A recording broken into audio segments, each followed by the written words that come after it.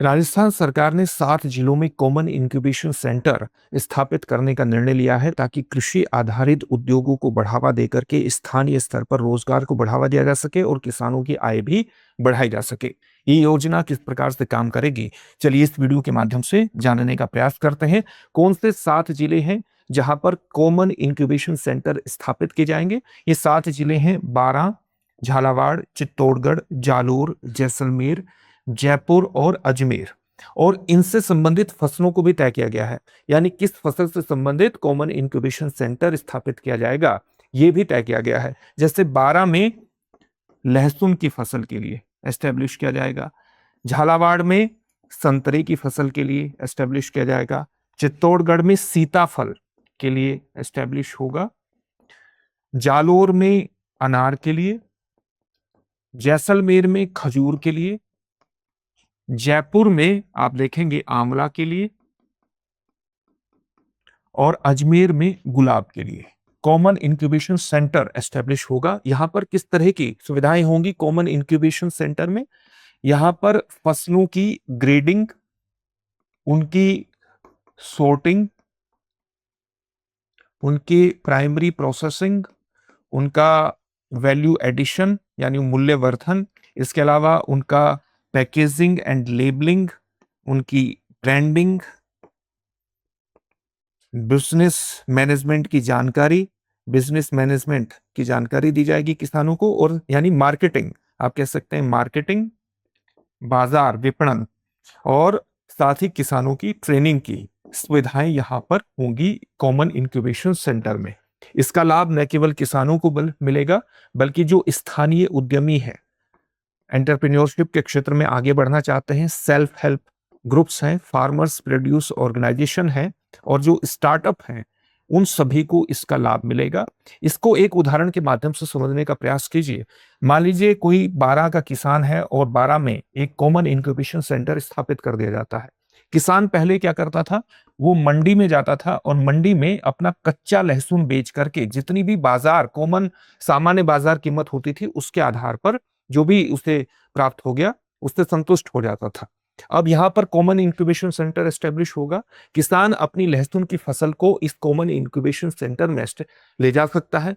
वहां पर इसकी ग्रेडिंग और सॉर्टिंग होगी, यानी गुणवत्ता के आधार पर लहसुन को अलग कर लिया जाएगा। जो कम गुणवत्ता का है वो अलग हो जाएगा, अधिक गुणवत्ता का अलग हो जाएगा। फिर प्राइमरी प्रोसेसिंग के माध्यम से हम इस लहसुन को पेस्ट में बदला जा सकता है, इसको फ्लेक्स में बदला जा सकता है, या फिर आप कह सकते हैं कि इसको पेस्ट के साथ साथ इसका पाउडर भी बनाया जा सकता है। और इस तरह से इसमें वैल्यू एडिशन हो जाएगा। जब वैल्यू एडिशन हो जाएगा तो इसकी पैकेजिंग और लेबलिंग होगी और फिर इसे एक खास ब्रांड के माध्यम से नेशनल मार्केट में, राष्ट्रीय बाजार में इसे बेचा जाएगा। यहां पर किसानों को मार्केटिंग की भी जानकारी प्रदान की जाएगी, एक तरह से उनका प्रशिक्षण भी सुनिश्चित करने का प्रयास किया जाएगा। यानी ये केवल प्रसंस्करण केंद्र नहीं होंगे, केवल प्रोसेसिंग के केंद्र नहीं होंगे फसलों की, बल्कि किसानों को मार्केटिंग की जानकारी, उनको प्रशिक्षण भी देने का काम किया जाएगा ताकि फसल आधारित उद्योगों को बढ़ावा देकर के किसानों की आय बढ़ाई जा सके। जब आप ब्रांडिंग के माध्यम से राष्ट्रीय बाजार में इस फसल को बेचेंगे तो मंडी से ज्यादा दाम फसल का मिलने की संभावना उत्पन्न हो जाएगी। किसानों और जो इंक्यूबेशन सेंटर से जुड़े हुए लोग हैं उनकी भी आय बढ़ेगी। अब इंक्यूबेशन सेंटर अगर आप एस्टेब्लिश करेंगे तो उसमें काम लोग करेंगे, इससे स्थानीय स्तर पर रोजगार को बढ़ावा मिलेगा। फार्मर्स प्रोड्यूस ऑर्गेनाइजेशन के साथ साथ जो सेल्फ हेल्प ग्रुप है उनको भी विशेष रूप से बढ़ावा देने की कोशिश की जाएगी, जिससे एक समग्र लाभ जिले को प्राप्त होगा। इस तरह से आप देखेंगे कि जिले के विकास की योजना ये बनाई गई है और ये पंच गौरव योजना के तहत ही इसको विकसित किया जाएगा। इसके लिए भी 14 करोड़ का बजट स्वीकृत हुआ है। और पंच गौरव योजना जिसकी शुरुआत कब हुई थी? पंच गौरव योजना की दिसंबर 2024 में इसकी शुरुआत हुई थी, उसी के तहत इसको लागू किया जाएगा। पंच गौरव योजना के अंतर्गत हम किसी भी जिले में 5 क्षेत्रों को बढ़ावा देकर के उस जिले के समग्र विकास की दिशा में आगे बढ़ते हैं। राजस्थान में इसमें किसी जिले में एक उत्पाद को बढ़ावा दिया जाता है जिससे वहां की हस्तशिल्प और कारीगरी को बढ़ावा दिया जा सके, एक उपज को चुना जाता है, चाहे वो मक्का की हो, बाजरा की हो या कोई भी अन्य फसल हो, उसे राष्ट्रीय और अंतर्राष्ट्रीय मार्केट में हम पहचान दिलाने का प्रयास करते हैं। इसी तरह के से उस जिले की एक वनस्पति जो वहाँ की जैव विविधता के लिए खास है, खास पेड़ पौधा है, चाहे वो रोहिड़ा का हो, खेजड़ी का हो, उसके संरक्षण पर विशेष जोर दिया जाता है। हम उस जिले में खेल प्रतिभाओं को बढ़ावा दे करके उनको आगे बढ़ाने का प्रयास करते हैं और साथ ही किसी भी एक पर्यटक स्थल, चाहे वो किले के रूप में हो, महल के रूप में हो, प्राकृतिक स्थल हो, उसको बढ़ावा दे करके पर्यटन को भी उस जिले में बढ़ाते हैं। तो इसमें 5 क्षेत्रों को बढ़ावा देकर के जिले की विकास योजना पंचगौरव योजना के अंतर्गत बनाई गई थी। आप जानते हैं इसकी शुरुआत हो चुकी थी दिसंबर 2024 में। तो इसी योजना के अंतर्गत ये अब कॉमन इंक्यूबेशन सेंटर एस्टेब्लिश किए जा रहे हैं। अब किसानों को अपने स्तर पर इन्वेस्टमेंट के माध्यम से किसी फसल की प्रोसेसिंग और उसकी ब्रांडिंग की आवश्यकता सीमित हो जाएगी। किसान कॉमन इंक्यूबेशन सेंटर में जा सकते हैं, अपनी फसल की ब्रांडिंग प्रोसेसिंग के माध्यम से और ब्रांडिंग से वो उसको बेच सकते हैं, जिससे उनकी आय बढ़ेगी। चलिए अब इससे जुड़े हुए एक प्रश्न को देखेंगे, लेकिन उससे पहले इस बात को ध्यान में रखना है कि दृष्टि संस्थान आपके लिए आरएएस फाउंडेशन बैच लेकर के आया है।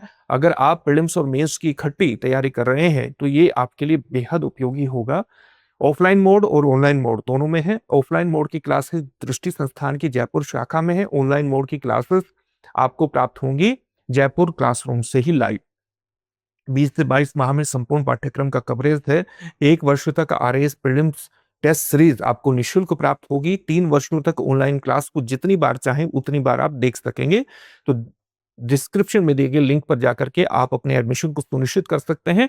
दृष्टि लर्निंग ऐप को डाउनलोड कर लेंगे तो इस तरह की सुविधाओं से जुड़ना आसान हो जाएगा। और अगर किसी भी तरह का डाउट हो तो 8750187501 पर आप कॉल कर लीजिएगा। चलिए अब आज के प्रश्न को देखते हैं। जैसलमेर में किस फसल पर आधारित इंक्यूबेशन सेंटर बनाया जाएगा? आपके सामने ऑप्शंस क्या है? लहसुन, सीताफल, खजूर, गुलाब या अनुत्तरित प्रश्न। इस प्रश्न का उत्तर कमेंट बॉक्स में कमेंट करके जरूर दीजिए। फिर से नई सेशन में मिलेंगे। धन्यवाद। अब एग्जाम की तैयारी को और बेहतर करने के लिए हमारे चैनल को लाइक, शेयर और सब्सक्राइब करना ना भूलें।